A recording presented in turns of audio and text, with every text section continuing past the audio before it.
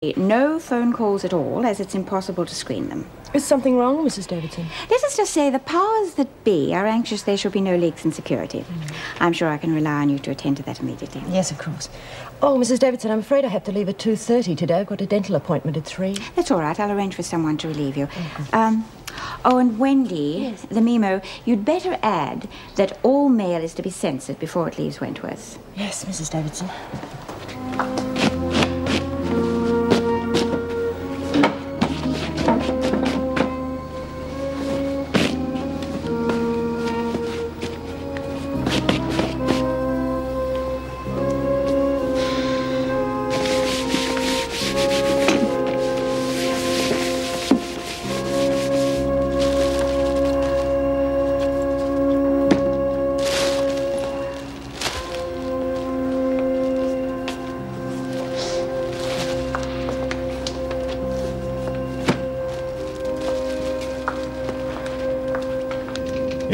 Yes, I understand, thanks.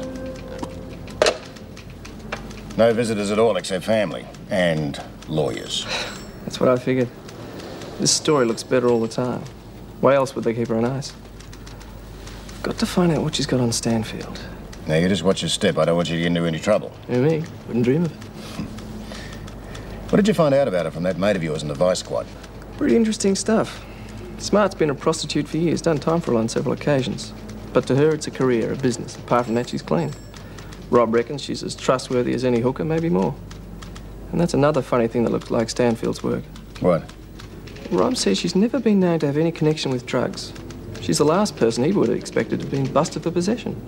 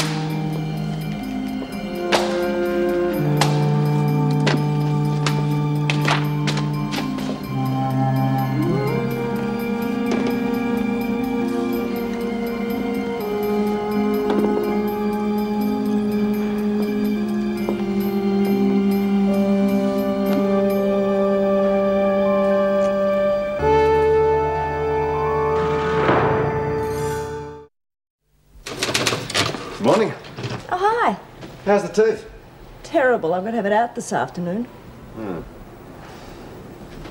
missed all the fireworks yesterday. Smith went to town on the Weekly Stir, so the governor ordered all the copies confiscated.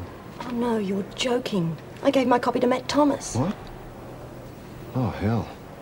The restrictions were meant specifically to stop the press getting their hands on the paper. Yeah, but I didn't know about any restrictions. No, of course not. Oh, don't tell anyone I gave it to you. I'm in enough trouble as it is. Yeah, well, I won't say anything if you don't. Ah, good. You are here. I have sent Lewis into the rec room to clean up the mess. Now, would you check it for me before the women finish work? Sure.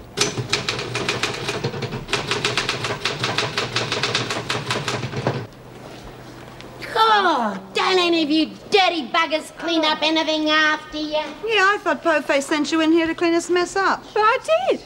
Oh, yeah? Do it with your bloody eyes closed. Oh, lay off it, Doreen. Lewis, weren't you told to clean this room? She reckons she did. You've got to admit, though, it looks like no one's been near it. Certainly doesn't. I'm telling you, I cleaned it. Yeah, picked up some dirty habits from that ratbag old man of yours, I suppose. You just keep him out of it, you dirty little bitch. Don't you call me names, I'll mash your face in. Cut it out. All right. What's all the fuss about?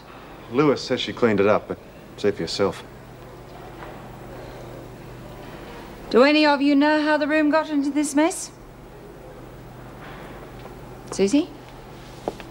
No, Mrs. Powell. Very well.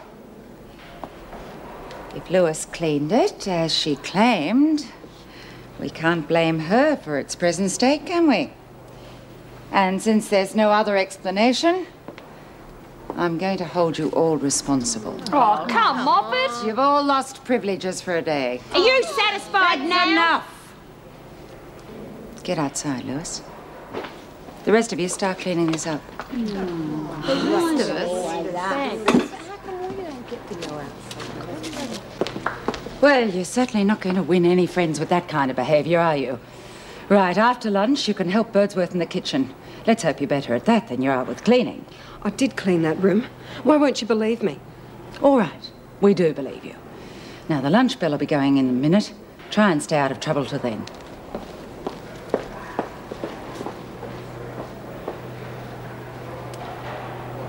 It's not bloody fair, punishing all of us just because Lewis didn't do her job. Oh, give it a rest, Lizzie. She's having a rough enough time as it is. She didn't even come to lunch. Well, good riddance to bad rubbish.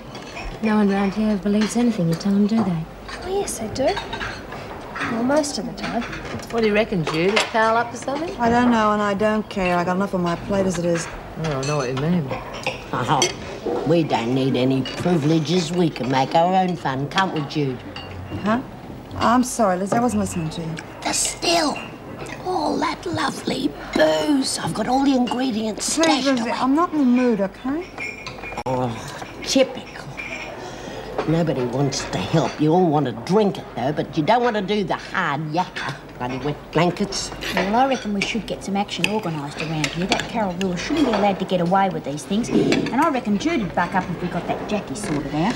Yeah, well, Lizzie, if you really want a hand, I'm your girl. Good. I'm glad that somebody wants to help. I've got all this stuff stashed away, but I don't want to leave it in my cell. I don't know how to get it to the boiler room. Right, well, what about after lunch? How long does this stuff take to brew, anyway? Well, depends how strong you want it. Stronger the better. Once we got the still set up, we can have continuous booze. The only thing is, I don't know where to store it. Why don't you store it in the fire extinguishers? We appear to be too wet to catch fire. Good idea, Jude. That's the ticket. I was only kidding. But it'd be right under the screws' noses. And what better place to store firewater? How you going? All right.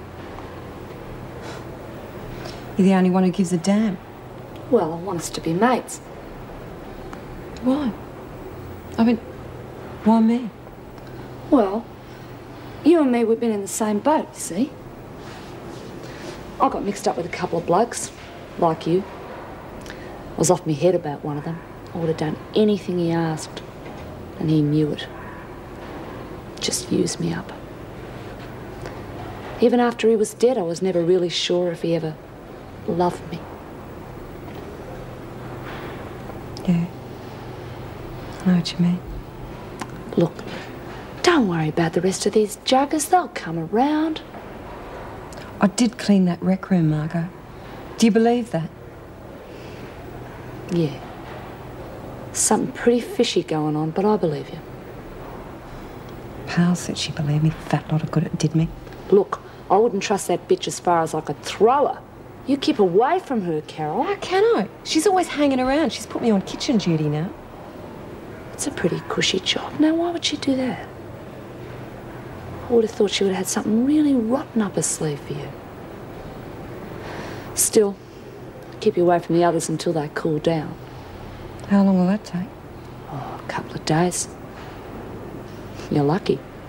While they've got Donahue to worry about, they're not going to waste too much time on you.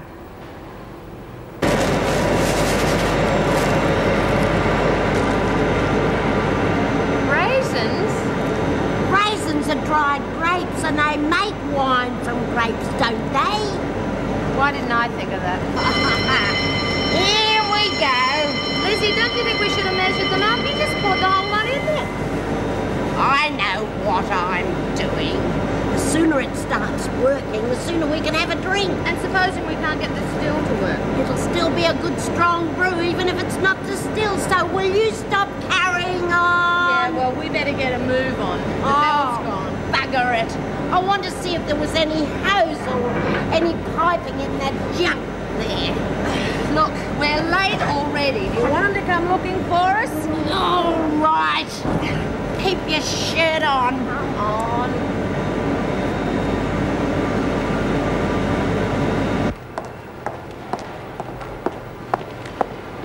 Susie Ellen, shouldn't you be at work? Work? Is it that late already? God, time gets away from you, doesn't it? Didn't you hear the work? No. No. Oh, Helen was telling me the story about the football. We were laughing so much we didn't hear a thing. We better get going. Yeah, I reckon.